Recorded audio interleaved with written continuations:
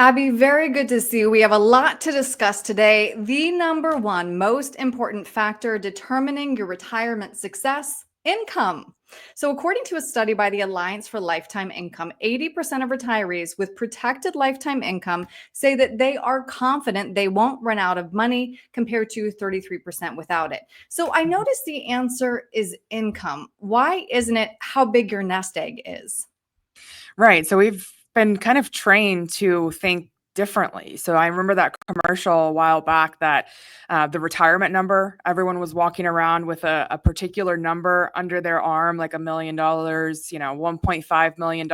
And Yeah. that was kind of the goal, is to get to this random number that people were really picking out of the sky. And it turns out that that's not the only thing or the best thing to focus on in retirement, because we don't know what to really do with that number once we get there. A lot of times, how do we turn that number into income?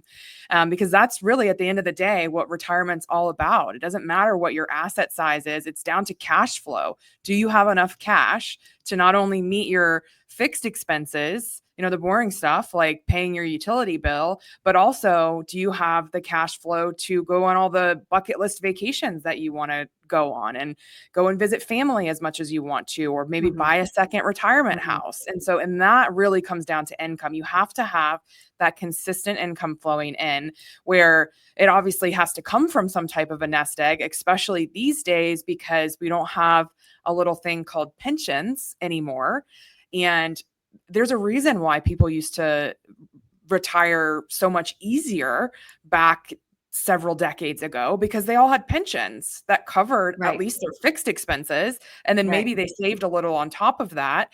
But it's totally different now. It's kind of a DIY retirement, and people don't really know exactly how to turn that nest egg into reliable Mm. income. Mhm. So, Abby, that we've always had an income plan. What's different in retirement? I don't think it should be different. I think that keeping it consistent and really trying to structure it similarly to how it's always been is going to be the best case for success for most people. So structuring that consistent income, structuring paychecks and play checks, if you want to call them that, so that they're coming in consistently.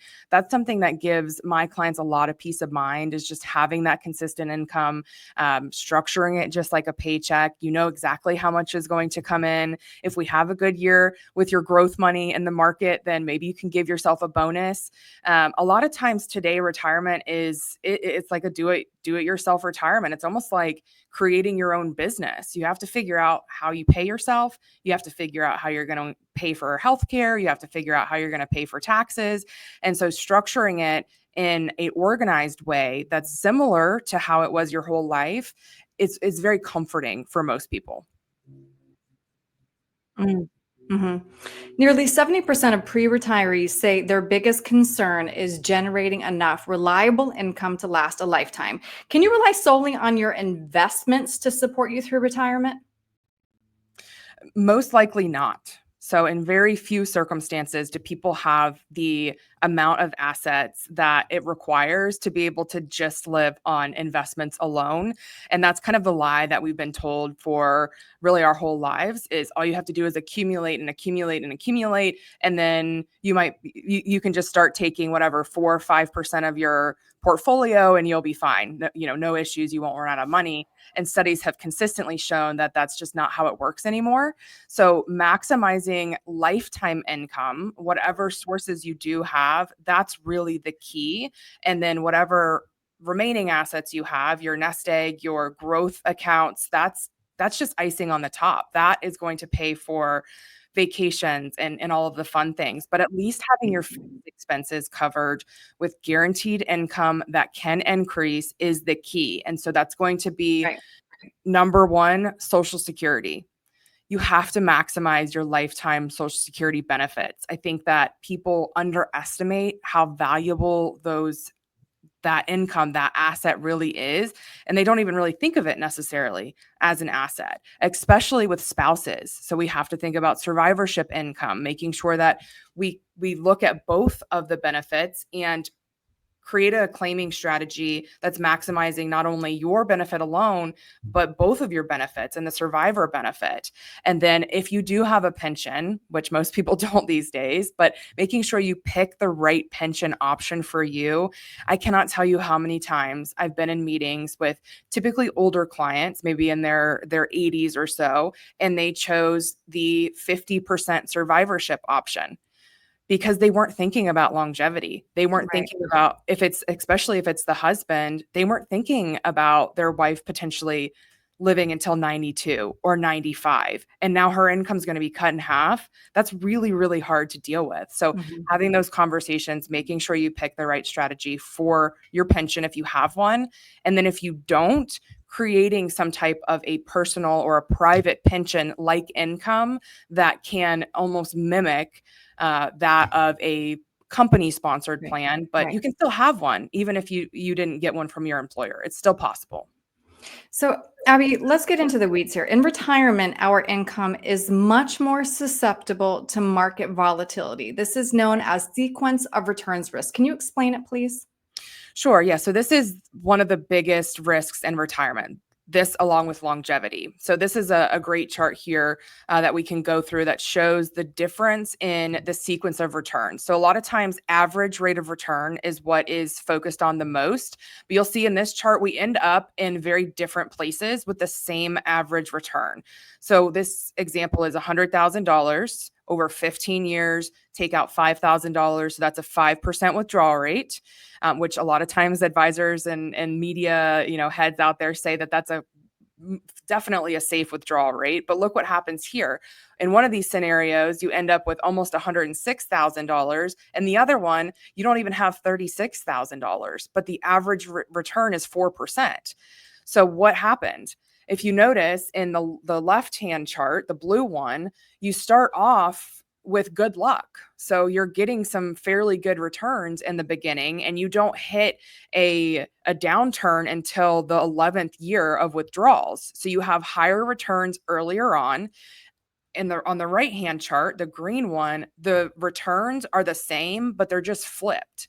So the first several years of retirement, you have a drawdown, and that's very hard, if not impossible, to overcome if you're relying just on investments. This is what's called sequence of returns.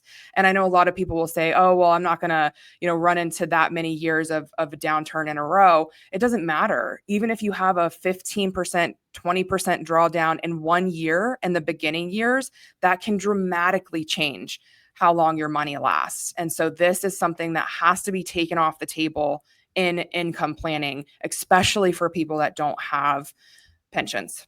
Right. So, how often then should we be revisiting our income plan? Well, most people don't have an income plan. I've noticed in retirement, if they're Right. not working with an advisor that is a retirement specialist or an income specialist, they have an investment plan, but they don't have an income plan. So number one, get one and then revisit it at least annually, maybe even more than that. You have to keep an eye on your withdrawal rate. You have to keep an eye on your expenses. And maybe people out there can do that by themselves. That's awesome if you have the time and the knowledge to do that. But if you don't, it's okay.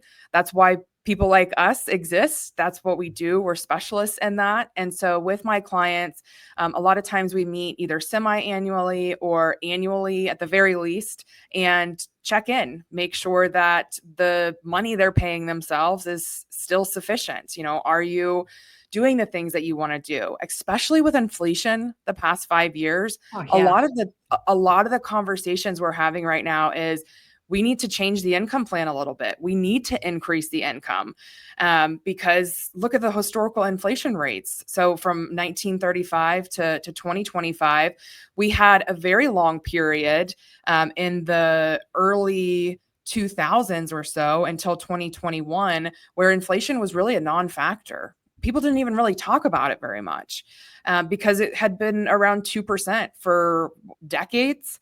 That's really changed. So if you have not revisited your income plan, if you don't have an income plan, you Start really there. have to do that right now so that if we face 5 more years of inflation or several years of market volatility, you know that your plan has been stress tested and that you're going to be okay. And that really brings peace of mind. Right. So, Abby, on that note, then, if somebody would like to either start at square one, getting that financial plan, which of course includes an income plan, crunching the numbers, seeing if they need to be modified, what's the best way to get a hold of you? You can always give us a call at 678-442-0255, or you can visit us online at theretirementfamily.com. We have a lot of other great resources too. We've done a ton of videos with you, Erin. We've got some articles, some blog pieces, some shorter videos, some longer videos. So calculators of all kinds. So you can kind of play around on there and then send us a message. Let us know what's on your mind, what you would like to talk to one of our advisors about, and we'll set up a 15-minute introductory call. No cost, no obligation. It's just chatting to see if it's a good fit to go to the next step in our process. Great. Abby, thank you. Thank you, Erin.